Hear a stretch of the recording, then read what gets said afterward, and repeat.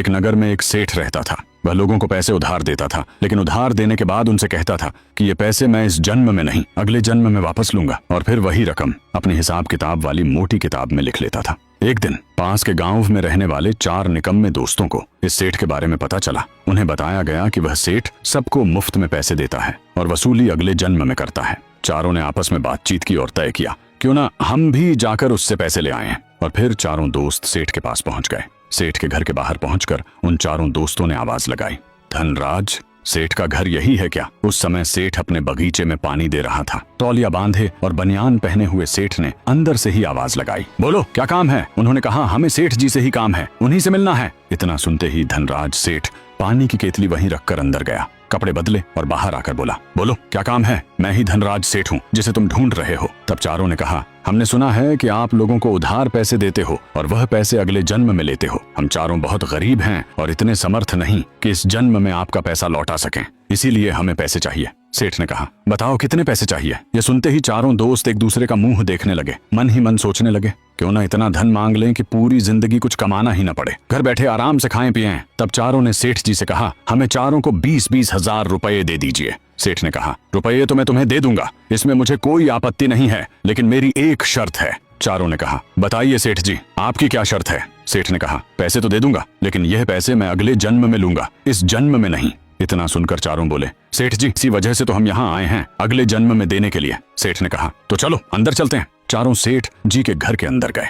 सेठ ने चारों दोस्तों की अलग अलग 20-20 हजार की चांदी के सिक्कों की पोटलियां भर दी, क्योंकि उस समय नोट नहीं हुआ करते थे, लेन देन चांदी के सिक्कों से ही होता था। और सेठ ने चारों को उनकी पोटलियां उनके हाथों में थमा दी। फिर अपने हिसाब किताब की मोटी किताब निकालकर चारों के नाम के सामने 20-20 हजार रुपए लिख दिए। इसके बाद धनराज सेठ ने कहा, अब तुम चारों इस किताब में अपना अपना नाम, पता और किस गांव से हो, साथ ही अपने पिता का नाम लिखो, और साथ ही यह भी लिखो कि जो 20 हजार रुपए तुम ले रहे हो वह राशि तुम अगले जन्म में दोगे, इस जन्म में नहीं, और नीचे अपने हस्ताक्षर कर दो। धनराज सेठ के कहे अनुसार चारों निकम्मों ने उस मोटी डायरी में अपना नाम, पता और अपने माता पिता के नाम के साथ साथ जैसे जैसे धनराज सेठ ने कहा था वैसे वैसे सब कुछ लिख दिया। उसके बाद पैसे लेकर चारों ने धनराज सेठ से कहा, तो ठीक है सेठ जी, अब हम चलते हैं। सेठ जी ने कहा, ठीक है। इतना कहकर चारों दोस्त चांदी की पोटलियां लेकर अपने गांव की ओर रवाना हो गए। गांव दूर होने के कारण चलते चलते रास्ते में ही शाम हो चुकी थी और चारों ओर अंधेरा भी फैल गया, इसलिए चारों अपने गांव तक पहुंच नहीं पाए। तभी गांव के किनारे उन्हें एक घर दिखाई दिया। वह तेली लोगों का घर था जो तेल निकालने का काम करते थे। उस घर के बाहर पहुंचकर चारों ने आवाज लगाई, घर के अंदर कोई है क्या? उनकी आवाज सुनकर अंदर से एक आदमी बाहर आया और बोला, क्या काम है? चारों ने कहा, हम पास के गांव के रहने वाले हैं, लेकिन बहुत अंधेरा हो गया है, इसलिए हम रात आपके यहाँ रुकना चाहते हैं। उस आदमी ने कहा, रुक तो सकते हो, लेकिन हमारे पास रहने के लिए अलग कमरा नहीं है, हमारे पास बस बैल और भैंसों का छप्पर है, वहीं रह सकते हो। चारों ने कहा, मंजूर है, हम वहीं रात गुजार लेंगे। उस आदमी ने कहा, चलो तो अंदर चलते हैं। फिर उस आदमी के कहे अनुसार चारों निकम्मे उसके पीछे पीछे घर के अंदर चले गए। घर के अंदर पहुंचते ही उस आदमी ने सामने की ओर इशारा करते हुए कहा, वह जो बैल और भैंसों वाला छप्पर दिखाई दे रहा है, तुम चारों को वहीं रात गुजारनी होगी। तुम चारों वहां चलो, मैं तुम्हारे लिए खाने पीने का बंदोबस्त करता हूँ। तब चारों ने कहा, नहीं नहीं, खाने पीने का इंतजाम मत करना, हम चारों के पास घर से लाया हुआ खाना है, वही खाकर सो जाएंगे। उस आदमी ने कहा, ठीक है, फिर मैं चलता हूँ। उसके बाद चारों निकम्मे बैल और भैंसों वाले छप्पर की ओर चल पड़े। छप्पर के नीचे जाकर चारों ने अपने अपने खाने की पोटलियां खोल लीं और भोजन करना शुरू किया। भोजन करने के बाद इतनी दूर से पैदल चलकर आने के कारण चारों को बहुत थकान महसूस होने लगी और चारों ने अपने अपने रुपयों वाली चांदी के सिक्कों की थैलियां अपने सिर के नीचे रखकर सो गए। लेकिन पास में 20-20 हजार रुपए की चांदी के सिक्कों की थैलियां होने के कारण चारों को नींद नहीं आ रही थी। उन चारों को डर था कि कहीं उनके पैसे चोरी ना हो जाएं। आधी रात गुजरने के बाद भैंसा और नारा दोनों आपस में बातचीत करने लगे। भैंसा ने नारे से पूछा, यह तेली तुझसे कितना पैसा मांगता है? तब नारे ने कहा, मैंने इस तेली से 3000 रुपए लिए थे, मैंने 2700 रुपए तो गाड़ी काढ़कर और कोड़े खाकर चुका दिए। उसके बाद नारा रोते हुए बोला, अब मुझे 300 रुपए और चुकाने हैं, यानी 300 रुपए के बदले मुझे कितने और कोड़े खाने पड़ेंगे, पता नहीं। फिर नारे ने भैंसे से पूछा, तेली तुझसे कितने पैसे मांगता है? तब भैंस ने कहा, मैंने तेली से 5000 रुपए लिए थे, उनमें से 4500 रुपए तो जैसे तैसे करके कोड़े खा लिए और तेल की गाड़ी निकाल दी। 500 रुपए और मांगता है, अब मुझे भी नहीं पता 500 रुपए के बदले पीठ पर कितने और कोड़े खाने पड़ेंगे। चारों निकम्मे भैंसे और नारे की पूरी रात बातें सुनते रहे। और देखते ही देखते सुबह हो गई। सुबह होते ही चारों उठकर एक दूसरे से बातचीत करने लगे कि हमारे पीछे जो दोनों नारा और भैंसा खड़े हैं, ये दोनों रात को बातचीत कर रहे थे। तुम लोगों ने भी इनकी बातें सुनी हैं क्या, जो ये रात में कर रहे थे? तब तीनों ने कहा, हाँ हमने भी सुना था। यह नारा और भैंसा बात कर रहे थे कि इन्होंने तेली से पैसे उधार लिए थे और आधे से ज्यादा पैसे तो ये दोनों चुका चुके हैं, लेकिन अभी भी इनके कुछ पैसे बाकी हैं, जिनके बदले पता नहीं इन्हें और कितने कोड़े खाने पड़ेंगे। इस तरह की बातें कर रहे थे। सही कहा ना हमने? तब उसके साथी ने कहा, हाँ यही बातें कर रहे थे ये दोनों। तब चारों ने मिलकर योजना बनाई कि क्यों न हम चारों मिलकर इस तेली से नारे को छुड़ा लें, ताकि इन्हें और कोड़े न खाने पड़े और ये नारा आजाद हो जाए, और हमें यह भी पता चल जाएगा कि यह बात सत्य है या नहीं। तब चारों ने कहा, हाँ क्यों नहीं, तो चलो चलते हैं अभी तेली के पास और छुड़ाते हैं नारे को। उसके बाद चारों तेली के पास चल पड़े। तेली के पास जाकर चारों ने कहा, आपके जो छप्पर के नीचे नारा खड़ा है, हम उसे खरीदना चाहते हैं। तब तेली ने सोचा कि इन चारों निकम्मों को क्या पता कि यह नारा कितना कमजोर है, मैं तो इसे मार मार कर जैसे तैसे करके तेल की घानी निकलवाता हूँ। ठीक है, कुछ ना कुछ तो इसके बदले पैसा आ जाएगा। इतना सोचकर तेली मन ही मन खुश होने लगा और चारों से कहा, क्यों नहीं, तुम इसे खरीद कर ले जा सकते हो, लेकिन मेरी एक शर्त है। तब चारों ने कहा, क्या शर्त है? हमें मंजूर है। तेली ने कहा, मैं इस नारे की एक ही रकम बताऊंगा, उसे न तो कम करूंगा और न ही ज्यादा करूंगा। तब चारों ने कहा, हाँ क्यों नहीं, आप अपनी रकम बताइए। तेली ने कहा, इस नारे की पूरी कीमत 300 रुपए है, 300 रुपए से कम नहीं लूंगा और न ही ज्यादा लूंगा। तब चारों ने साथ मिलकर कहा, हाँ क्यों नहीं, हमें मंजूर है। चारों ने अपनी पोटलियों से थोड़े थोड़े रुपए निकालकर पूरे 300 रुपए कर दिए और वह तेली को दे दिए।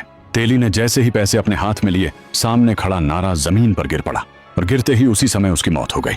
यह देखकर चारों निकम्मों के पैरों तले जमीन खिसक गई। यह कैसे हो सकता है? पैसे देते ही नारा जमीन पर कैसे गिर पड़ा? चारों नारे के पास जाकर देखने लगे तो उसकी सांसें पूरी तरह थम चुकी थीं और वह मौत की नींद सो चुका था। तभी चारों भागते हुए वापस उस तेली के पास गए और तेली से कहा, क्या आपको पता है कि रात को आपका नारा और भैंस आपस में बातचीत कर रहे थे? नारे ने भैंस से कहा था कि तेली उससे 300 रुपए मांगता है और भैंस ने नारे से कहा था कि तेली उससे 500 रुपए मांगता है। उसके बाद भैंस ने और बताया कि वह राजा के हाथी से 1000 रुपए मांगता है और हाथी राजा से 1000 रुपए मांगता है। ऐसी बात सुनकर तेली ने कहा, अगर ऐसी बात है तो क्यों न हम इस भैंसे की और राजा के हाथी की कुश्ती करा दें, जो हारेगा उसे 1000 रुपए देने पड़ेंगे। तब चारों ने कहा, हाँ क्यों नहीं। इतना कहकर चारों निकम्मे और तेली राजा के पास चल पड़े। कुछ ही देर में चारों निकम्मे और तेली राजा के दरबार में पहुंच गए और राजा से मुलाकात की। बातों ही बातों में चारों निकम्मों ने राजा से कहा, महाराज हम आपके हाथी की कुश्ती करवाना चाहते हैं। तब राजा ने कहा, किससे और किसके साथ करवानी है कुश्ती? तब चारों निकम्मों ने कहा, महाराज यह जो तेली है इसके पास एक भैंसा है, उसी से कुश्ती करवानी है। राजा ने जोर जोर से हंसते हुए उत्तर दिया, कहाँ हाथी और कहाँ भैंसा? मेरा हाथी एक पैर के नीचे दबाकर भैंसे को मार देगा और पलक झपकते ही अपने पैरों तले उसे कुचल देगा। चारों निकम्मों ने कहा, यह तो बाद की बात है राजा जी, पहले आप हाँ तो भरिए। तब राजा ने कहा, क्यों नहीं, मेरे हाथी के साथ मुकाबला तुम जब चाहो करवा सकते हो। तब चारों निकम्मों ने कहा, तो क्यों ना आज ही करवा दें और दोनों में से जो भी हारेगा उसे 1000 रुपए देने होंगे। राजा ने कहा, ठीक है, तुम लोग हाथी और भैंसे की कुश्ती की तैयारी करो, मैं इतनी देर में गांव में ऐलान करवा देता हूँ। चारों निकम्मों और तेली ने कहा, ठीक है। इतना कहकर तेली और चारों निकम्मे वापस अपने गांव की ओर चल पड़े और राजा ने उसी वक्त अपने मंत्री को आवाज लगाई। मंत्री ने राजा की आवाज सुनकर तुरंत राजा के सामने उपस्थित होकर कहा, हाँ जी महाराज, क्या हुक्म है आपका, सुनाइए। तब राजा ने कहा, गांव में जाकर ऐलान कर दो कि आज तेली के भैंसे की और राजा के हाथी की कुश्ती अखाड़े के अंदर होगी, इसलिए सभी गांव वालों को देखने के लिए जरूर आना है। मंत्री ने इतना सुनकर कहा, ठीक है। उसी समय मंत्री और उसके सैनिक अपने घोड़ों पर सवार होकर गांव की ओर चल पड़े और गांव में जाकर जैसे राजा ने कहा था वैसा का वैसा पूरे गांव में ऐलान कर दिया। ऐलान करने के बाद वे वापस अपने महल में आ गए। थोड़ी ही देर बाद तेली और चारों निकम्मे उस भैंसे को लेकर अखाड़े की ओर चल पड़े और कुछ ही देर में अखाड़े में पहुंच गए और धीरे धीरे गांव के लोग अखाड़े में इकट्ठा होने लगे। उधर दूसरी तरफ से राजा अपने विशाल हाथी को लेकर अखाड़े की ओर बढ़ रहे थे। जैसे ही हाथी चल रहा था, धरती थर थर कांपने लगी। हाथी को देखकर ऐसा लग रहा था मानो वह तुरंत अखाड़े में पहुंचकर भैंसे को अपने पैरों तले कुचल देगा। और थोड़ी ही देर में राजा अपने हाथी को लेकर अखाड़े के अंदर पहुंच गया। उसके बाद राजा ने चारों निकम्मों और तेली से कहा, चलो, सभी गांव वाले लोग भी इकट्ठा हो चुके हैं और हाथी और भैंसा भी आ चुके हैं, अब इनकी कुश्ती का मुकाबला शुरू करते हैं। तब चारों निकम्मों और तेली ने कहा, हाँ क्यों नहीं महाराज, शुरू करते हैं। इतना कहकर हाथी और भैंसा दोनों को अखाड़े के अंदर भेज दिया गया और सभी लोग अखाड़े से बाहर आकर देखने लगे। भैंसा और हाथी दोनों मैदान में आमने सामने खड़े हो गए और एक दूसरे को देखने लगे। भैंसा गुस्से में खूंखारता हुआ हाथी की ओर बढ़ता गया। हाथी की ओर 4 कदम और बढ़ा दिए। तब हाथी ने सिर हिलाते हुए अपना सिर जमीन पर झुका दिया और अपने घुटने जमीन पर टिका दिए। यह देखकर राजा को बहुत गुस्सा आया और गुस्से में उसने अपनी बंदूक निकालकर उस हाथी को गोली मार दी। गोली लगते ही हाथी जमीन पर गिर पड़ा और मौत की नींद सो गया। राजा ने मन ही मन सोचा कि मैं अपने इस वफादार हाथी पर इतना भरोसा करता था, लेकिन इस हाथी ने इतनी जनता के सामने मेरी बेइज्जती करवा दी है। हाथी के हारते ही चारों निकम्मे और तेली राजा के पास आ गए और राजा जी से बोले, आपका हाथी तो हार चुका है, निकालिए 1000 रुपए। तभी राजा ने अपनी जेब से 1000 रुपए निकाले और वह तेली को दे दिए। जैसे ही तेली ने 1000 रुपए अपने हाथ में लिए, उधर सामने खड़ा भैंसा जमीन पर गिर पड़ा और वह भी मौत की नींद सो गया। यह देखकर तेली राजा और चारों निकम्मों के पैरों तले जमीन खिसक गई। उन्होंने सोचा कि ऐसा कैसे हो सकता है, राजा के 1000 रुपए देते ही यह भैंसा जमीन पर कैसे गिर गया और मर गया। उसके बाद तेली ने 1000 रुपए में से 300 रुपए उन चारों निकम्मों को दे दिए और 500 रुपए खुद रख लिए और बाकी बचे 200 रुपए से उस भैंसे का दाह संस्कार कर दिया। इतना सब कुछ होने के बाद चारों निकम्मों ने सोचा कि यह नारा और भैंसा तो जैसे तैसे करके तेल की घानी निकालकर अपना उद्धार चुका गए, लेकिन हम लोग कैसे चुकाएंगे। तब चारों ने यह निश्चय किया कि अगर हम सेठ के ये 20-20 हजार रुपए नहीं देंगे तो क्या पता अगले जन्म में हमें कितनी तेल की घानियां निकालनी पड़ेंगी। उसके बाद चारों निकम्मे वापस उसी सेठ के महल की ओर चल पड़े। उस समय सेठ जी महल के बाहर टहल रहे थे। चारों निकम्मे सेठ जी के पैरों में जाकर गिर पड़े और दया की भीख मांगने लगे। ये लो सेठ जी, जो हम आपसे 20-20 हजार रुपए चांदी के सिक्कों के रूप में लेकर गए थे, हमें वह नहीं चाहिए। हम ये आपकी अमानत आपको वापस लौटा रहे हैं। तब सेठ जी ने कहा, ऐसे कैसे मैं ये 20-20 हजार रुपए की चांदी की पोटलियां अभी वापस नहीं ले सकता। हमारी बात हो चुकी है कि यह पैसे मैं अगले जन्म में ही लूंगा। इतना सुनकर चारों निकम्मों के पैरों तले जमीन खिसक गई और वे जोर जोर से गिड़गिड़ाने लगे और रोने लगे। नहीं सेठ जी, ये पैसे आपको अभी लेने होंगे। लेकिन सेठ जी ने साफ साफ मना कर दिया कि अब ऐसा वापस नहीं हो सकता। मैंने ये शर्त पहले ही रख दी थी। अंत में थक हार चारों निकम्मों ने कहा, ठीक है सेठ जी। इतना कहकर चारों निकम्मे वहां से वापस लौट गए। रास्ते में चारों एक दूसरे से चिंतित होकर बातचीत करने लगे। धनराज, सेठ जी ने तो यह पैसे वापस नहीं लिए, लेकिन हम इन 20-20 हजार रुपए के चांदी के सिक्कों का क्या करेंगे। तब चारों में से एक निकम्मे ने कहा, मैंने सुना है कि गांव में एक पंडित रहते हैं, क्यों ना हम उनके पास जाकर राय लें कि इन सिक्कों का हम क्या करें। तब तीनों ने कहा, हाँ क्यों नहीं, चलो फिर चलते पंडित जी के पास। देर किस बात की। इतना कहकर चारों उस बुजुर्ग पंडित के पास जा पहुंचे। पंडित जी ने चारों निकम्मों को देखकर कहा, क्या हुआ बच्चों, तुम चारों इतने परेशान क्यों लग रहे हो। चारों निकम्मों ने पंडित जी से कहा, पंडित जी हमें आपकी मदद चाहिए। पंडित जी बोले, क्यों नहीं, जरूर बताइए क्या बात है। तब चारों निकम्मों ने अपनी सारी बात पंडित जी को बता दी कि हम सेठ जी से 20-20 हजार चांदी के सिक्के लेकर आए थे, लेकिन अब हमें वे चांदी के सिक्के नहीं चाहिए। हम उन्हें वापस देना चाहते हैं, पर सेठ जी वे पैसे वापस नहीं ले रहे हैं। अब हम इन चांदी के सिक्कों का क्या करें, हमें कुछ समझ नहीं आ रहा। आप ही हमें कोई उपाय बताइए। चारों निकम्मों की बातें सुनकर पंडित जी ने कहा, इसका एक ही उपाय है।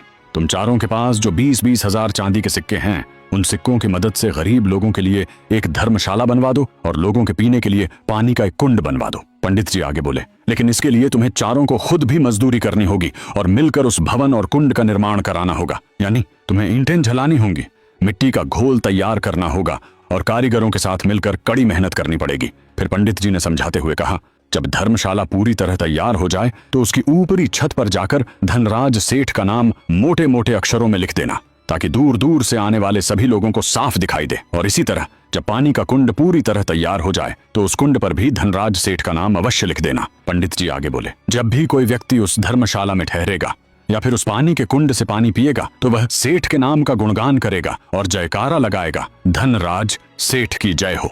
यह सुनकर चारों निकम्मे बहुत खुश हुए और बोले, धन्यवाद पंडित जी, आपने हमारी बहुत बड़ी चिंता दूर कर दी। हम ऐसा ही करेंगे, अब हम चलते हैं। तभी पंडित जी ने तुरंत आवाज लगाई, रुको रुको, अभी मेरी पूरी बात तो सुन लो।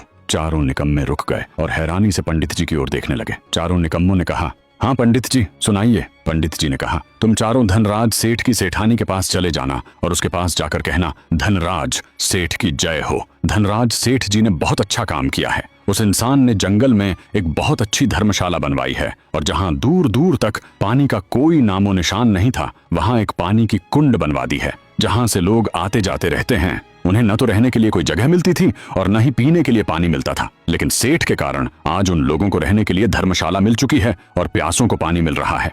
धनराज सेठ की जय हो। पंडित जी ने आगे कहा, इतना सब तुम्हें चारों को धनराज सेठ की सेठानी से जाकर कहना है। पंडित जी की बात सुनकर चारों निकम्मों ने कहा, ठीक है पंडित जी, हम ऐसा ही करेंगे। इतना कहकर चारों निकम्मे वापस अपने गांव की ओर चल पड़े और रास्ते में ऐसी जगह ढूंढने लगे जहां दूर दूर तक न तो पानी का कोई नामो निशान हो और न ही रहने के लिए कोई स्थान हो। चलते चलते उन्हें जंगल के अंदर एक ऐसी जगह दिखाई दी जहां से लोग आते जाते तो रहते थे, लेकिन दूर दूर तक न तो पीने के लिए पानी था और न ही ठहरने के लिए कोई मकान।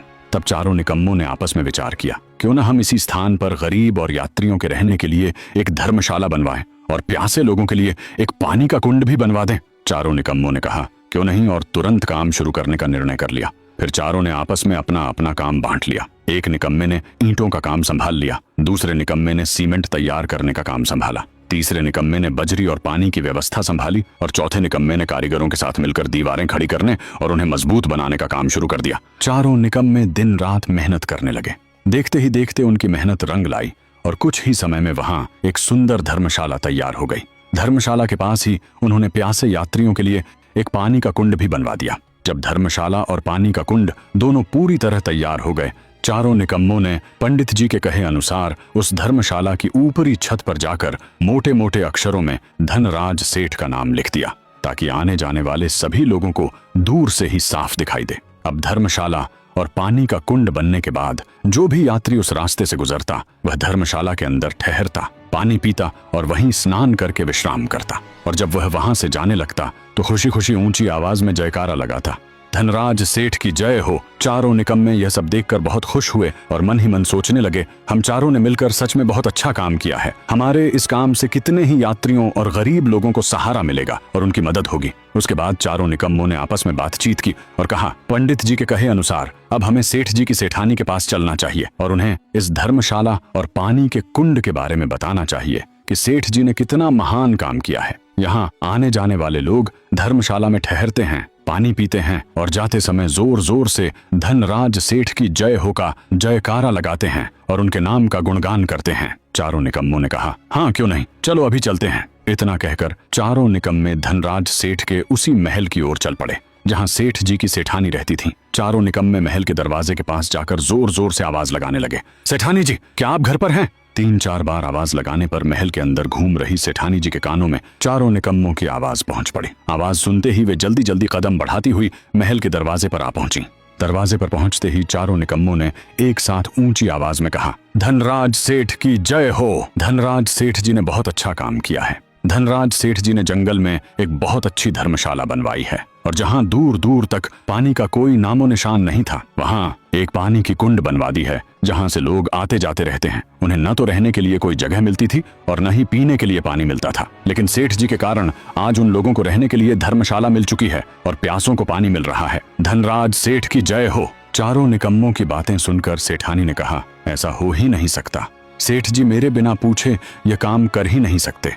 जब हमारी शादी हुई थी तब सेठ जी ने फेरे लेते समय मुझसे 7 वचन निभाने का वादा किया था कि कोई भी कुआं, बावड़ी या धर्मशाला बनवाऊंगा तो तुम्हें साथ लेकर ही बनवाऊंगा। सेठानी जी ने चारों निकम्मों से कहा, मुझे आप चारों की बातों पर विश्वास नहीं है। तब चारों निकम्मों ने कहा, सेठानी जी यदि आपको हमारी बात पर विश्वास नहीं है तो आप हमारे साथ चलिए, हम आपको अपनी आंखों से यह सब दिखा देते हैं। सेठानी जी ने कहा, क्यों नहीं, जरूर चलो, अभी चलते हैं। उसी वक्त सेठानी ने अपने सेवक को आवाज लगाई और कहा, अभी तुरंत हमें एक घोड़ा गाड़ी चाहिए जिसमें बैठकर हम बाहर जा सकें। सेठानी जी की आज्ञा मानते हुए उसी समय घोड़ा गाड़ी भेज दी गई। घोड़ा गाड़ी पर बैठकर चारों निकम्मे और सेठानी जी उस धर्मशाला और कुंड की ओर निकल पड़े।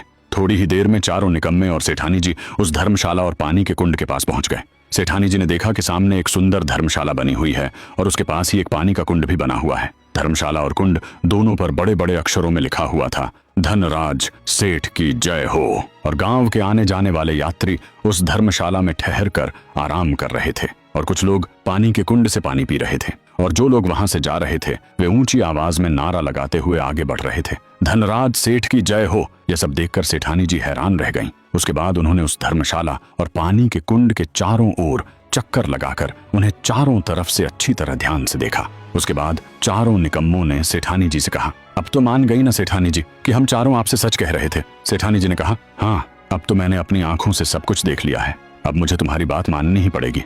फिर सेठानी जी ने चारों निकम्मों से कहा, ठीक है अब मैं अपने महल वापस जा रही हूँ। चारों निकम्मों ने कहा, ठीक है सेठानी जी। इतना कहकर सेठानी जी अपनी घोड़ा गाड़ी में बैठकर वापस अपने महल की ओर रवाना हो गईं और थोड़ी ही देर में महल पहुंच गईं।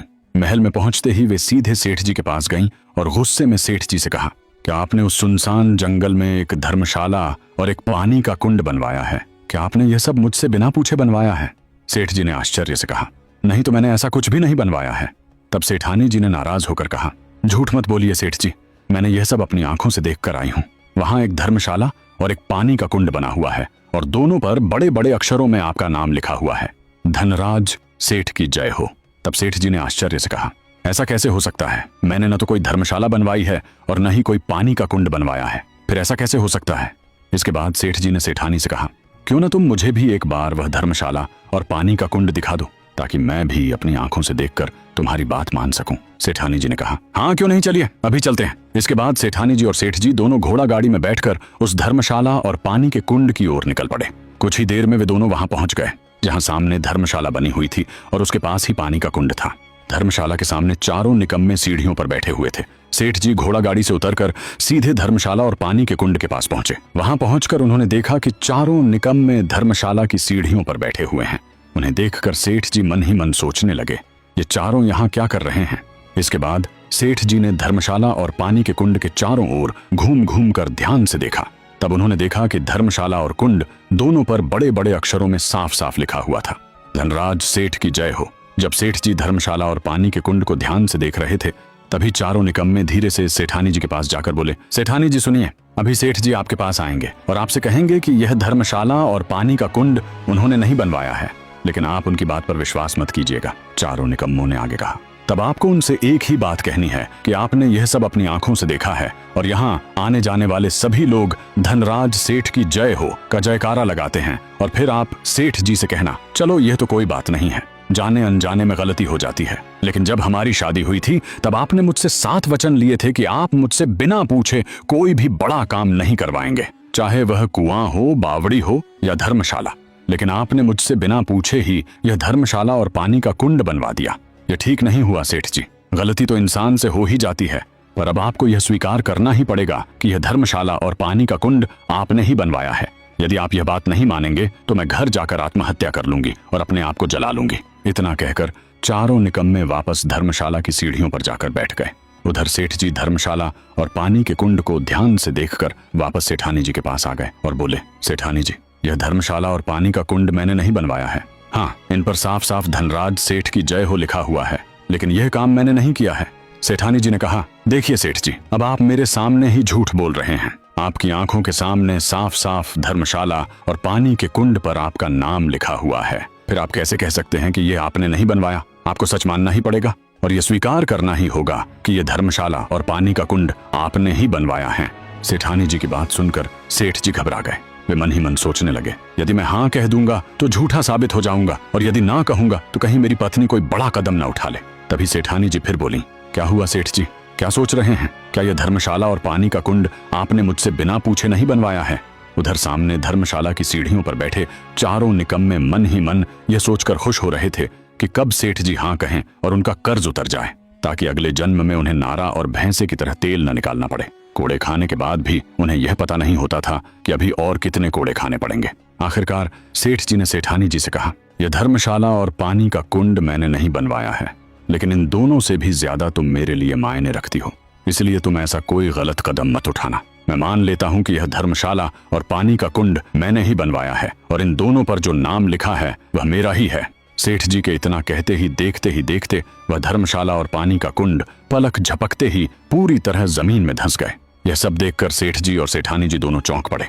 जैसे ही सेठ जी ने हाँ भरी कि यह धर्मशाला और पानी का कुंड मैंने ही बनवाया है, उसी क्षण वह धर्मशाला और पानी का कुंड जमीन में धंस गए। उधर धर्मशाला की सीढ़ियों पर बैठे चारों निकम्मे खुशी से झूम उठे। वे तुरंत उठकर सेठानी जी के पास आए और उनके चरणों में गिरकर बोले, धन्यवाद सेठानी जी, आज आपकी वजह से हमें अगले जन्म में नारा और भैंसा की तरह सुबह शाम रो रो कर और तेली से कोड़े खाकर तेल की घानियां नहीं निकालनी पड़ेगी। आज से हम चारों सेठ जी के कर्ज से मुक्त हो गए हैं। फिर चारों निकम्मों ने कहा, अब हमें समझ आ गया है कि जीवन में हमेशा अपनी मेहनत की कमाई ही खानी चाहिए, इसीलिए आज से हम चारों भी मेहनत करेंगे और अपनी कमाई से ही जीवन चलाएंगे। तो दोस्तों, इस कहानी से आपको क्या शिक्षा मिलती है, अपनी राय हमें कमेंट करके जरूर बताइए और ऐसी ही रोचक कहानियां सुनने के लिए हमारे चैनल को जरूर सब्सक्राइब करें।